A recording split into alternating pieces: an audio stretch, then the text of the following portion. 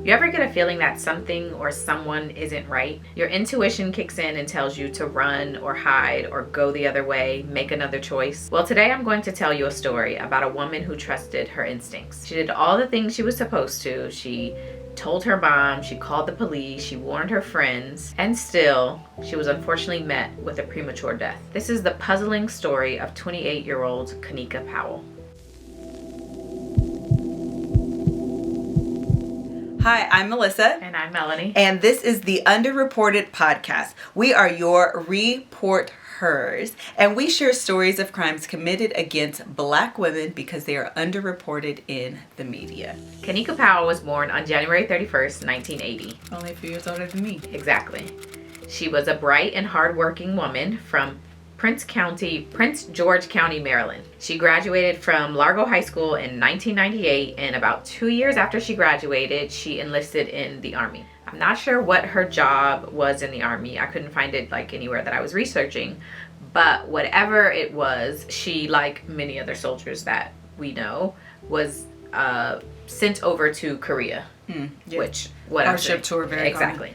After her tour in Korea, she came back home to Prince George County, and she got out of the military. She was like, I'm done here. Thank you for your time. So by the time she gets out, it's 2004. After getting out of the Army, Kanika gets a job at Johns Hopkins University Applied Physics Laboratory in Laurel, Maryland. That's so prestigious. It sounds very fancy, right?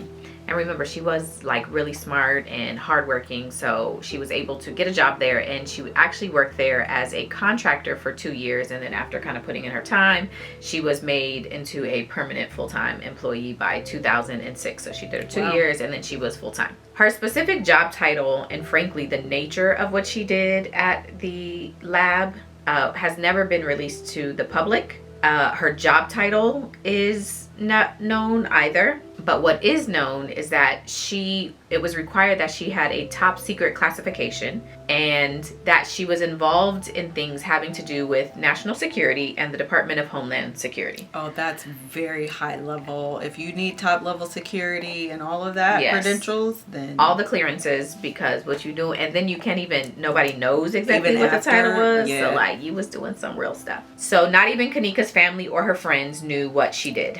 The most they knew was that, at the end, you know how you could have an email signature? So at the end of her signature, she signed it Special Security, 13-S448 space JHU /APL. So a bunch of letters and words. Yeah. Some reports and podcasts that have covered this case say that based on the signature that she had on her emails, her job involved managing other people's clearances and possibly suspending those clearances. So again, very, very high level, especially if you have the ability to grant somebody a clearance and suspend and then suspend it. Yeah, you know the tea. So exactly. Her mother, whose name is Judy Forrest, remembers that Kanika would occasionally leave town for work for days at a time, but she would never give specifics. The trips would sometimes be to California or Florida, and whenever her mom would kind of push to be like, where are you going? What you doing? She would say, Mom, I can't tell you that. So she honored the code. Exactly. Not only, had this secretive job, but honored what she was supposed to share and not supposed to share. So she has this kind of mysterious life, which I would imagine probably naturally made her kind of secretive or kind of closed, right? If you have that, you already can't tell the people you do love, so why even introduce new people into that when you can't share kind of who you are? So her friend group was pretty tight-knit. The girlfriends that she did have, actually she knew from high school, so she had known them for a while. Yes. And then she had her family, including her mother, Judy, that I mentioned, that she was close with, and that was kind of her core. That's who her people were. So knowing that, it's a bit odd to her and to everyone she told that on August 23rd, 2008, so it's a Saturday, a man claiming to be from the FBI knocks on her door. He calls her by her full government name, and he holds his badge to the peephole of her apartment. And he asks her, again, saying her full name, and asks her to open up. She calls out back in response and says, let me see your photo ID, not just the badge you're showing me. Let me see your ID. What's weird is that when she said that, he leaves. So she's spooked. And so spooked, in fact, that she calls the police. The police come, they canvass the area, but they don't seem to find anything that seems to be related to the guy or the encounter. And I assume she doesn't have like a chime cam or a ring camera. No. But Kanika knew this is off. This weird. Ain't sounding right. So she calls her mom and tells her mom what happened. And she says to her mom, the badge looked fake, which is what prompted her to also ask for the ID. And she thought that instead of just one man being at the door who showed the badge, she actually thought that there were two. Oh, scary. Because she says when she told him to let me see the ID, she says that she thought she heard another voice in the background, so not the person that's at the peephole, another voice in the background tell the guy who's at the peephole to walk the other direction, to leave, essentially. And so she tells her mom, and then she also goes and tells the apartment complex where she lives. And she contacted the FBI to see if they did, in fact, send someone to her door. Which, when I was reading, I was like, ooh, good idea. Yeah. Also, what's the number to the FBI? Right, like how do you know who to call? But she called. And when she called them, they told her they did not send someone from the FBI to her apartment. So Kanika is feeling like maybe somebody's trying to scam me, because like, what is happening?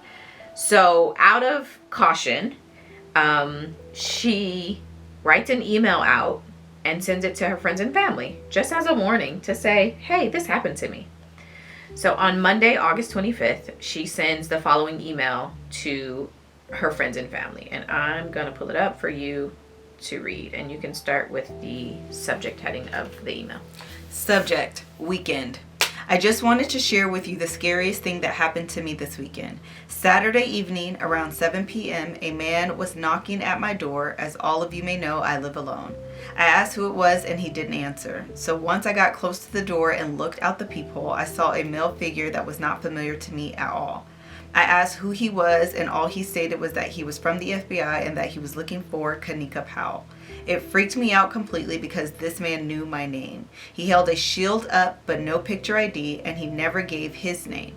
He told me he was looking for me in regards to an investigation. I told him that I had no idea as to what he was talking about and that he would need to show me documentation as well as a warrant of some sort. So he left, and I looked out my bedroom window and saw him walking. I also heard a voice tell him to walk in the opposite direction. The whole situation was scary and seemed so false. So because of this incident, not only did I get no sleep for the rest of the weekend, but I am now trying to get an alarm system installed in my apartment. I had one in my old apartment, but I just hadn't had it transferred over to my new one. As far as everything that happened with the guy, I did call the FBI and they told me that it was more than likely bogus because they never come to your door by themselves and they always leave a card of some sort so that you can contact them. I thought that was fake from the movies. I did not know they actually leave a card at the door. That is something good to know. Yeah. I called the local police as well to give them a description just in case someone is out there trying to rape or harm single women. Pass this on, ladies. This is not a fake forward. This happened to me, Kanika, who knows who these guys are and what they're doing and in what other areas other than mine. The fact that she wrote out this email speaks a lot to her background. Yep. Because what she's really essentially doing is leaving breadcrumbs. Paper trail. Yep. Yeah. She is saying, this is what happened to me. Nobody, you don't have to figure it out. I'm telling my story. This is what happened to me. It doesn't make sense. Also, I would imagine, because of the nature of her job, absolutely, that is probably also causing her to call the literal FBI to be like, did you have somebody come to my house? Yes. Because I wouldn't have thought to actually do that. And when you have the ability not only to approve clearances, but to revoke them, you could have people very angry. Yeah, 100%. So 2 days after sending the email, it's now August 27, 2008, another man comes to Kanika's door. He also addresses her by her full name, but this time he says, I have a package to deliver for you. She again gets spooked and refuses to open the door. The guy says he's going to go get the package, actually. So now you've come to the door, you have no package, and you're going to go get it. But when he says he's going to go get it, he never comes back.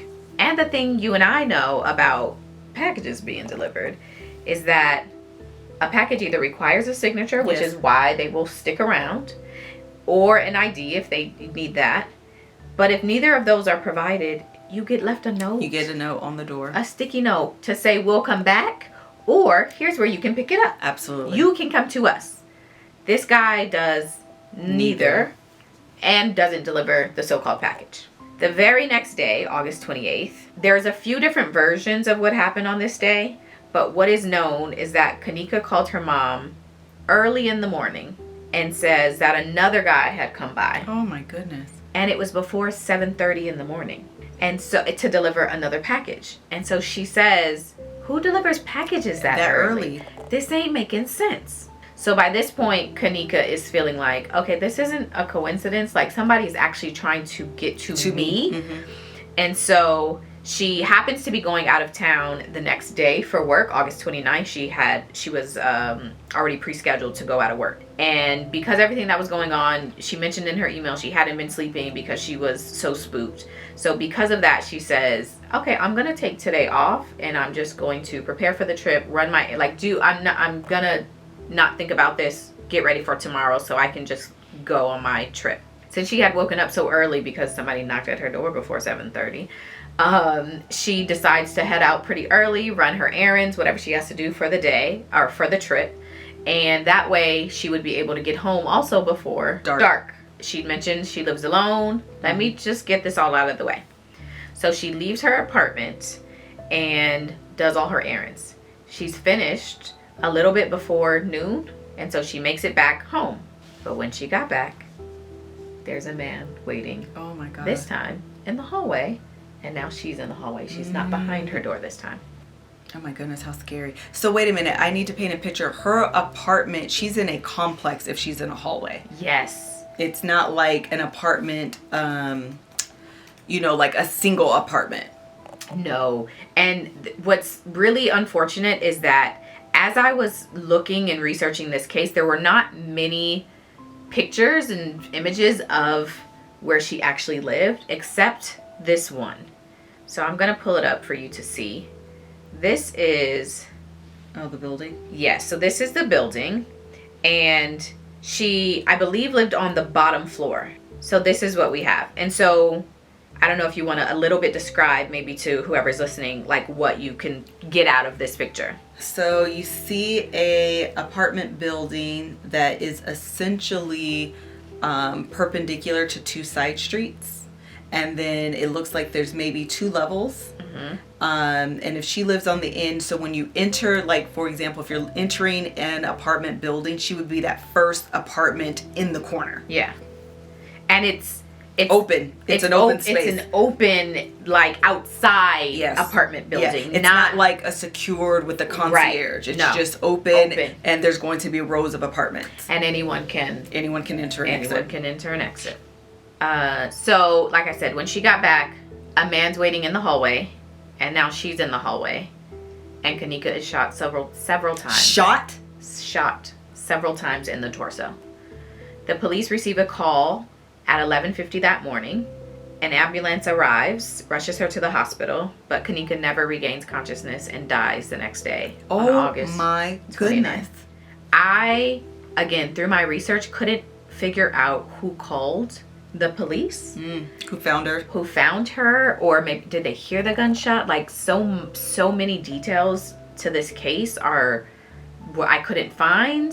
I've also heard other podcasts and other people cover this case, and there's just a lot of holes that don't, which is why even in the beginning I said this puzzling case, because it just doesn't make sense.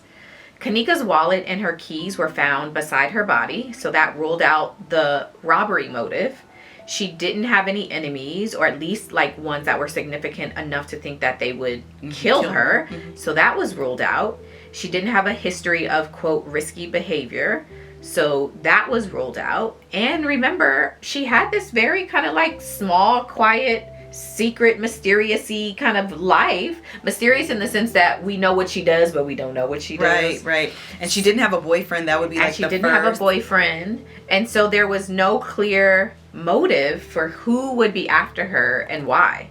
The police said they did not believe her job was a significant factor in her murder either. But they also have no leads, no clues, and to this day, this case remains unsolved. Because Kanika's murder is so baffling, it is prime for internet conspiracy theorists to speculate what happened to her. Mm-hmm. And like you, many people believe that her job is somehow tied to her murder. It's the only thing that makes sense.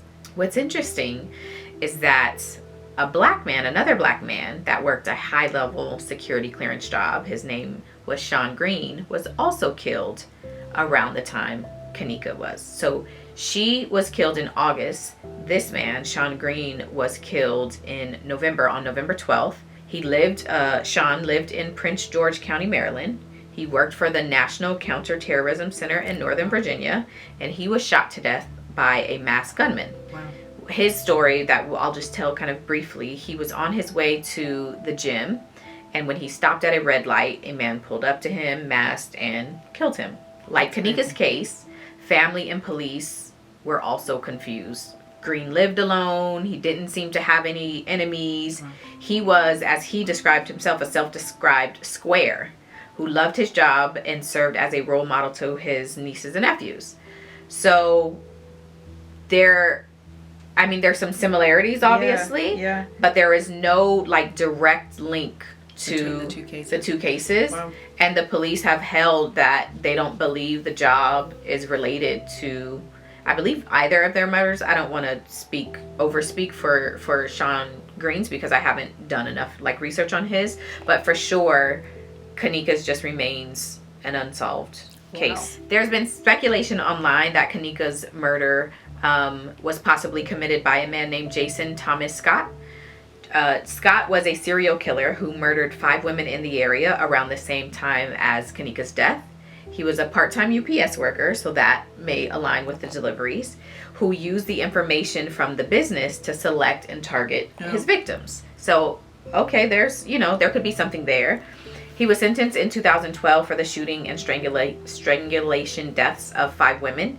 He is suspected in many different burglaries and home invasions in the area. The problem is this feels so targeted and specific that like, why not just give up on the first time or the second time? Exactly. And it's, you know what? Like most people, I would imagine, this is just my own thinking. If you start off saying the FBI, you're probably more likely to get the door opened than just a UPS worker. And you went, I don't even see the package in your hands. Right. But if you said FBI, I'm like, ooh, let me open the door. What you want with me? And so the fact that they started at FBI and then went to it, I'm also like, because of the nature of her work and her being like, no, I need to see ID if you're the FBI. It's almost, I wonder if like if they thought doing the opposite was lower risk for her. Yeah, for her. I mean, again, it didn't. But that would also require some knowledge of her job. That's true. It's weird. And I lean with you that, are we sure her job? Are we sure it's not a cover-up for something? Like, I just have questions. Yeah. So, unfortunately, Kanika's family still waits for justice for their daughter to this day. Her mom is a, quote, woman of faith who believes one day her daughter's killer will be found. Until then, Kanika's memory lives on. And so, I think this is, and it's what was so surprising, I think, is that like, this is a real mystery. Mm-hmm. And part of the reason we do this podcast is to bring awareness to cases and crimes against Black women. And this is one I have never heard of. But because it's so baffling, you would think it would be everywhere because they need all the help that they can get. It's unsolved to this day, and like you have no leads, no clues, no help. So we just, I think, want to bring awareness to things like this in hopes that someone who knows something will say something. Wow. Our hearts go out to Kanika's family, and if anyone is listening to this podcast and you have any information about Kanika's killer, please make sure that you check the description box where there will be phone numbers, websites, and all of that to contact the local authorities. Thank you guys so much for joining us on today's episode of the UnderReported podcast. Bye.